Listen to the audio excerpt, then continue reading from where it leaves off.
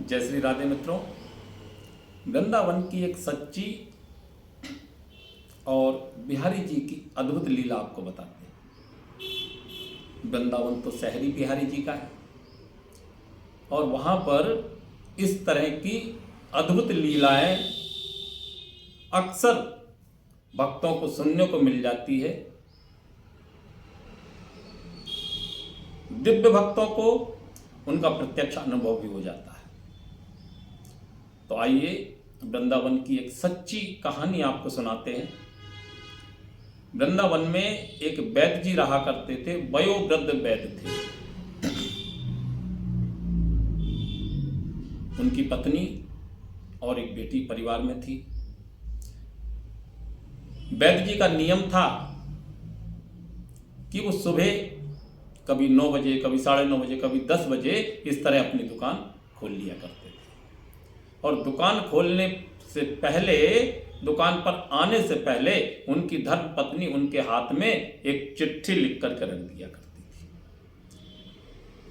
वैद्य जी उस चिट्ठी को कभी भी रास्ते में नहीं खोल के पढ़ते थे, कभी भी घर पर नहीं पढ़ते थे। वैद्य जी उस चिट्ठी को लेकर के आकर के अपनी दुकान खोलने के बाद उन्होंने जब वहां पर अपने गोपाल जी को पधरा कर रखा था, स्थापित करके रखा था दुकान में, उन गोपाल जी के विग्रह के सामने आकर के उस चिट्ठी को रख दिया करते थे।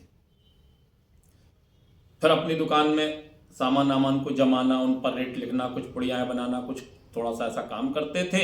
और जो भी ग्राहक आता था उनको इस तरह से उनकी नाड़ी देख करके और इलाज किया करते थे। चिट्ठी पढ़ने के बाद वो देखा करते थे कि इस चिट्ठी में क्या लिखा है। ग्राहक आने के पूर्व ही वो अपनी चिट्ठी को खोल करके बिहारी जी के सामने से उठ करके पढ़ लेते थे। तो उनकी पत्नी उसमें उस दिन का खर्च, घर में जो सामान खर्च होता है उसकी सूची बनाकर लिख दिया करती थी। दाल लाना है, चावल लाना है, आटा लाना है, नमक लाना है, तेल लाना है।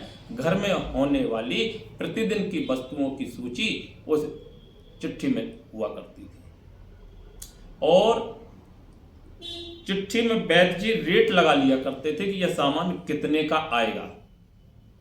और ठाकुर जी से प्रार्थना करते थे, ठाकुर जी मैं तो मजबूरी में संसार में आकर के बैठा हूं, जैसे ही आज की जरूरत पूरी हो जाएगी मैं यह संसार छोड़ करके वापस घर चला जाऊंगा।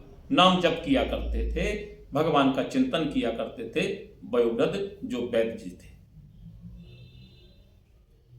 एक दिन एक अद्भुत बात वहां पर हुई।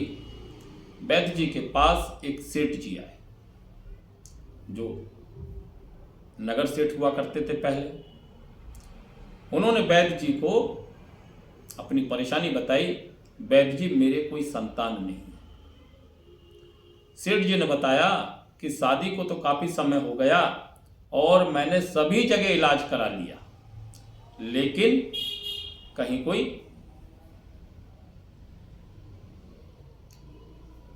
किसी भी प्रकार का कोई फायदा नहीं मिला। वैद्य जी ने बिना नाड़ी देखे उनकी बातें सुनते रहे और पुड़ियाएं बनाते रहे। 3 पुड़िया बनाई उन्होंने। और पुड़िया बनाते हुए वैद्य जी ने सेठ जी से कहा कि ये जो कान्हा जी बैठे हुए हैं ना, ये सब कुछ करने में समर्थ है। इनके पास अद्भुत खजाना है। दौलत ये दे सकते हैं, संतान ये दे सकते हैं, पैसा रुपया ये दे सकते हैं, ऐश्वर्य दे सकते हैं, सुख समृद्धि दे सकते हैं। जो कुछ भी करने वाले हैं वो यही ठाकुर जी है।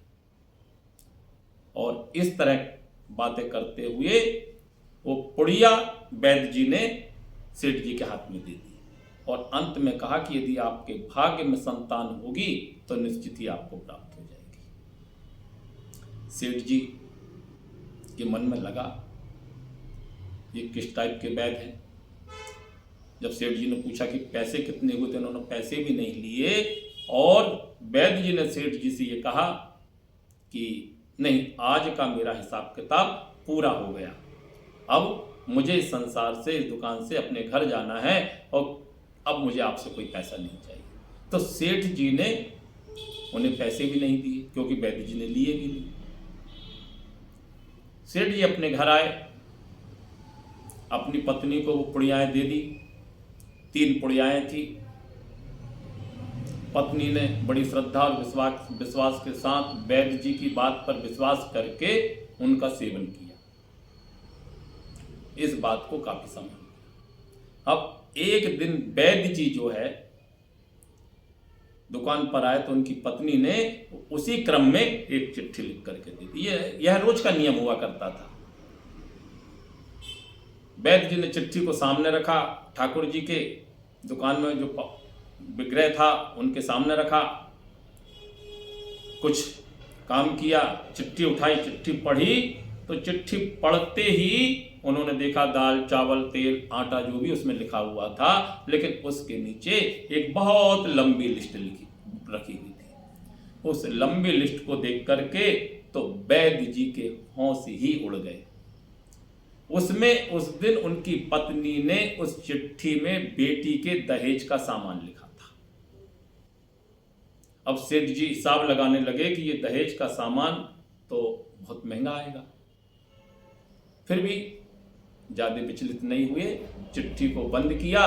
बंद करने के बाद ठाकुर जी के सम्मुख रख दिया। चिट्ठी में लिख दिया, यह काम तो मेरे कान्हा का है और यह कान्हा ही जाने, और ठाकुर जी के सम्मुख रख दिया। इसी बीच 2 ग्राहक आ गए। वैद्य जी ने उनकी नाड़ी देखी। नाड़ी देखने के बाद उनको पुड़ियाएं बनाकर दी। दोनों ग्राहक के जाने के बाद वही सेठ जी वैद्य जी की दुकान पर अपनी कार को दूर खड़ी कर आए। वैद्य जी से आकर पूछते हैं, वैद्य जी आपने मुझे पहचाना कि नहीं पहचाना? वैद्य जी को कुछ याद नहीं आ रहा था, वयोवृद्ध हो चुके थे। सेठ जी ने बताया कि उनका नाम सतीश है और मुझे कोई संतान मेरी पत्नी से प्राप्त नहीं हुई थी और मैं लगभग 6-7 साल पहले आपकी दुकान पर आया था। तब आपने मुझसे पैसे भी नहीं लिए थे और मुझे यह पुड़िया बना करके दी थी। फिर बीच में मैं इंग्लैंड शिफ्ट हो गया, वहां पर संतान भी हो गई। मेरे आज 3 बच्चे हैं और ईश्वर कृपा से सब आनंद मंगल में पूरा परिवार है। लेकिन यहाँ वृंदावन में मेरी एक बहन रहती है। सेठ जी ने बताया वैद्य जी को कि वृंदावन में मेरी एक बहन रहती है, वो विधवा है और उसकी एक बेटी है जो मेरी भांजी है। उसी के विवाह में मैं यहाँ पर आया हुआ था। लेकिन अभी कुछ दिन पहले ही जब मैंने अपनी भांजी को अपनी कार दी और पैसे दिए और बाहर, क्योंकि वृंदावन में उस समय सामान इतना नहीं मिला करता था, तो पास ही एक शहर है पानीपत, वहां मैंने अपनी भांजी को भेज दिया। ड्राइवर चला गया गाड़ी लेकर। रास्ते में भांजी की तबीयत खराब हो गई। उसे बुखार था, व्याधि थी, वो दवाई गोली लेते रही। उसने अपना इलाज नहीं कराया और सामान की खरीदारी में लगी रही। जब लौट करके आई तो यहां पर उसकी मृत्यु हो गई। सेठ जी की आंखों में आंसू थे। तो मैंने जब यहां पर पूछा लोगों से कि यहां पर वैद्य जी की दुकान है वो कब खुलती, इससे पहले भी सेठ जी 2-3 बार आ चुके थे। दुकान बंद मिला करती थी। तो लोगों ने कहा कि भैया अगर वैद्य जी से मिलना है तो सुबह 9 बजे, 9:30 बजे, 10 बजे तक हर हालत में जल्दी आना पड़ेगा, तो ही वैद्य जी मिल पाएंगे। आज मैं तीसरी बार आपकी दुकान पर आ रहा हूं। धन्य अहोभाग्य मेरे कि आपके दर्शन हो गए। तो इस तरह की घटना बताते हुए सेठ जी ने वैद्य जी से कहा कि मेरी भांजी की मृत्यु हो गई है और यह जो दहेज का पूरा सामान है, हमने और हमारी पत्नी ने विचार किया कि यह जो दहेज का जो सामान है वह आपकी कन्या को दे दिया जाए, क्योंकि आपकी कन्या भी शादी योग्य हो गई होगी। वैद्य जी इस बात को सुन करके बहुत अचंभित हुए। कभी सेठ जी को देखते हैं, कभी उस चिट्ठी को देखते हैं, कभी ठाकुर जी को देखते हैं। उनकी आंखों से भी अश्रुधारा बह रही है कि सच है, देने वाला भी वही है और लेने वाला भी वही है। सेठ जी ने कहा यह जो ट्रक रखा है, ये ट्रक खड़ा हुआ है, इसमें पूरा दहेज का सामान, और यदि कुछ समय अभी शादी होने में बाकी है तो यहां रहकर के हम व्यवस्था कर देंगे, आप चाहें तो हम आपको नगद धन भी दे देंगे, आप अपनी शादी, अपनी बेटी की शादी बड़ी धूमधाम से कीजिए। अब इतना कह करके सेठ जी ने वैद्य जी से उनका पता मांगा, पूरा ट्रक का सामान उनके घर भिजवाया, मजदूर और हम्मालों से सामान को उतरवाया।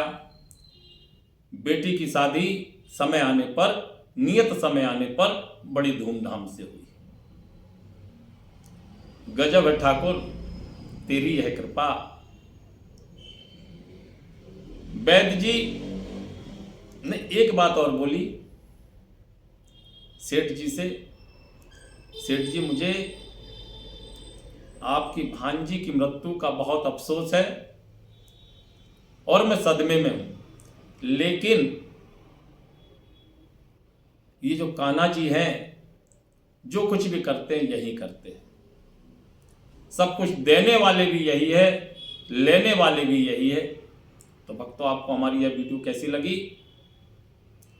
इस तरह की सच्ची घटनाएं हम आपके लिए लेकर के आते रहेंगे, और हमारे चैनल को यदि सब्सक्राइब नहीं किया तो देखो सब्सक्राइब कर लीजिए, प्लीज़ एक लाइक भी कीजिए, और कमेंट करके जब हमें अवश्य बताइए कि अब आपके लिए आगे किस विषय पर कैसी वीडियो हम बनाएं। हाँ, यह जो कहानी पढ़ी और हमने आपको सुनाई, यह कहानी गीता प्रेस गोरखपुर से प्रकाशित होने वाली कल्याण नामक पत्रिका, जो राधा माधव नाम से प्रकाशित हुई थी, उसी में इस कहानी को हमने पढ़ा था। जय श्री राधे, जय श्री कृष्ण।